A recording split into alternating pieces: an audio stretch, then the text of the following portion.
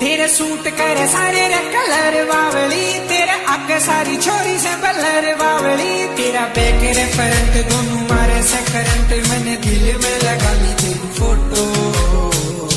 हाय रे मेरी फोटो, हाय रे मेरी फोटो, हाय रे मेरी फोटो।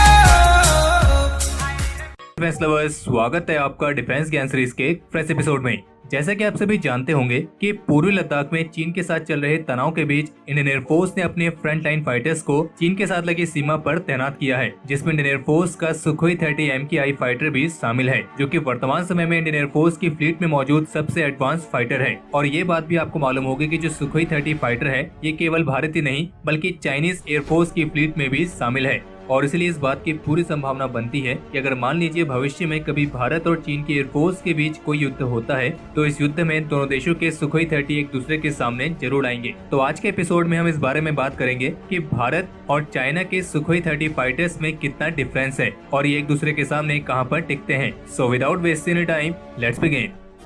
वेरिएंट का इस्तेमाल करती है जो कि सुखोई 30 MKI के नाम से जाना जाता है, और इसमें MKI का मतलब है मॉडर्नाइज कमर्शियल इंडियन, और ये इसलिए क्योंकि सुखोई 30 MKI सुखोई 30 फाइटर का एक एक्सपोर्ट वेरिएंट है जो कि खास तौर पर इंडियन एयरफोर्स की जरूरतों के हिसाब से ही बनाया गया है। और रशिया की तरफ से इन फाइटर्स को हिंदुस्तान एरोनॉटिक्स लिमिटेड यानी कि HAL द्वारा भारत में ही मैन्युफैक्चर किए जाने के लिए लाइसेंस प्राप्त है। तो वहीं दूसरी तरफ चाइनीज एयरफोर्स इसके MKK और MK2 वेरिएंट का इस्तेमाल करती है। जो इसका सुखोई 30 MKK वाला वेरिएंट है उसका इस्तेमाल एयरफोर्स में किया जाता है, और जो सुखोई 30 MK2 वाला वेरिएंट है वो चाइनीज नेवी इस्तेमाल करती है। यानी कि सुखोई 30 MK2 एक मैरीटाइम स्ट्राइक एयरक्राफ्ट है जिसके एवियोनिक्स में सुखोई 30 MKK की तुलना में ज्यादा सुधार किए गए हैं, और ये फाइटर्स दोनों ही एयरफोर्स के लिए एक बहुत ही महत्वपूर्ण भूमिका निभाते हैं। इंडियन एयरफोर्स ने रशिया द्वारा बनाए गए सबसे पहले सुखोई 30 MKI को 2002 में एक्सेप्ट किया था, और जबकि भारत में असेंबल हुआ पहला सुखोई 30 MKI 2004 में इंडियन एयरफोर्स की सर्विस में शामिल हुआ था। और वर्तमान समय में इंडियन एयरफोर्स की सर्विस में 260 से भी अधिक सुखोई 30 MKI फाइटर्स मौजूद हैं,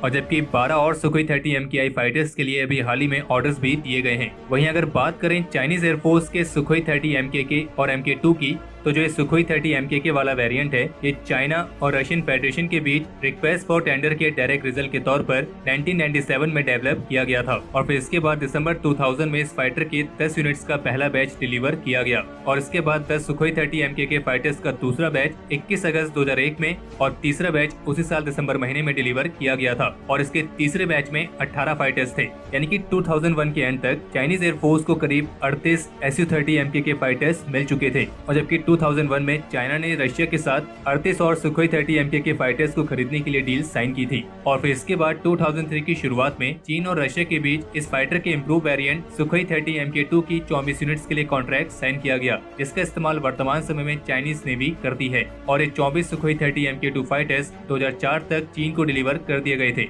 और यहाँ पे ध्यान देने वाली बात यह है कि जहाँ भारत के सुखोई फाइटर्स भारत में ही असेंबल हुए हैं, तो वहीं चीन के जो सुखोई फाइटर्स हैं वो डायरेक्ट रशिया से लिए गए हैं। और कुछ रिपोर्ट्स के मुताबिक 2010 तक चाइनीज एयरफोर्स की सर्विस में करीब 73 यानी कि 73 सुखोई 30 MKK फाइटर्स पाए गए हैं, और ये चाइनीज एयरफोर्स का वो पहला फाइटर भी है जो active homing air to air missile को लॉन्च करने में सक्षम था। हालांकि सुखोई 30 MKK फाइटर की टोटल 76 यूनिट डिलीवर की गई थी, लेकिन फिलहाल चीन के पास 73 यूनिट मौजूद है, और वहीं चाइनीज नेवी की सर्विस में 24 सुखोई 30 MK2 फाइटर्स मौजूद हैं। इसके अलावा कुछ डिफेंस एक्सपर्ट्स का ये मानना है कि जो इंडियन एयरफोर्स के सुखोई 30 MKI फाइटर्स हैं वो चाइना द्वारा इस्तेमाल किए जाने वाले सुखोई 30 फाइटर्स की तुलना में ज्यादा एडवांस्ड हैं, और इंडियन एयरफोर्स के सुखोई 30 MKI फाइटर्स में रशियन नहीं बल्कि इजराइल के एवियोनिक्स और इलेक्ट्रॉनिक वॉरफेयर सिस्टम इस्तेमाल किए गए हैं, और यही बात इंडियन एयरफोर्स के सुखोई फाइटर्स को अन्य स्टैंडर्ड सुखोई 30 फाइटर्स से अलग करती है। और इंडियन एयरफोर्स के सुखोई 30 MKI फाइटर्स में केवल इजरायली नहीं बल्कि फ्रांस और साथ ही साथ भारत के खुद के बने हुए सिस्टम्स भी लगे हुए हैं,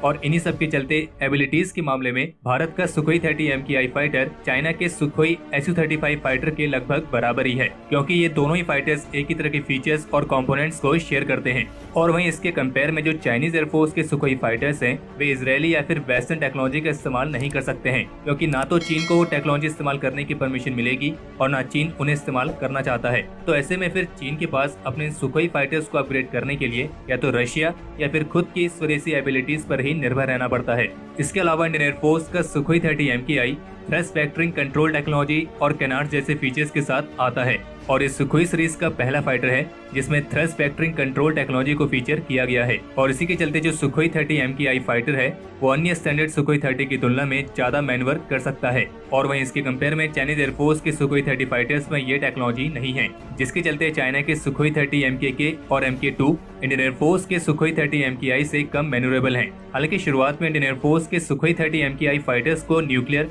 या स्ट्रेटेजिक वेपन्स को कैरी करने के लिए डिजाइन नहीं किया गया था, लेकिन फिर बाद में रिपोर्ट्स आई थी जिनमें मालूम पड़ा था कि भारत और रशिया के बीच करीब 40 सुखोई 30 MKI फाइटर्स को अपग्रेड करने के लिए कॉन्ट्रैक्ट साइन हुआ है, जिसमें इसके radar, onboard computers, electronic warfare systems को अपग्रेड करने के साथ साथ इसमें ब्रह्मोस सुपरसोनिक क्रूज मिसाइल को कैरी करने की एबिलिटी भी शामिल की जाएगी और इसमें रशिया के युग AESA रडार को इक्विप करने की योजना बनाई गई थी। और पहले सुखोई 30 MKI फाइटर्स की जो बियॉन्ड विजुअल रेंज कैपेबिलिटी थी वो काफी लिमिटेड थी, लेकिन फिर बाद में भारत की स्वदेशी अस्त्र बियॉन्ड विजुअल रेंज मिसाइल के सफल परीक्षण के बाद इस फाइटर की बियॉन्ड विजुअल रेंज कैपेबिलिटी को बढ़ाने का रास्ता भी साफ हो गया और सितंबर 2019 तक इंडियन एयरफोर्स के सुखोई 30 MKI फाइटर से अस्त्र मिसाइल के कई मल्टीपल यूजर ट्रायल्स आयोजित किए जा चुके हैं। और वहीं इसके कंपेयर में जो चाइना के सुखोई 30 फाइटर्स है उनमें भी मॉडिफिकेशन किए गए हैं, लेकिन इतने बड़े पैमाने पर नहीं किए गए हैं जितने इंडियन एयरफोर्स ने अपने सुखोई फाइटर्स में किए हैं। और अगर आप जनरल स्पेसिफिकेशंस की भी बात करें तो भारत का सुखोई फाइटर 38,800 किलोग्राम की maximum take off weight capacity के साथ आता है,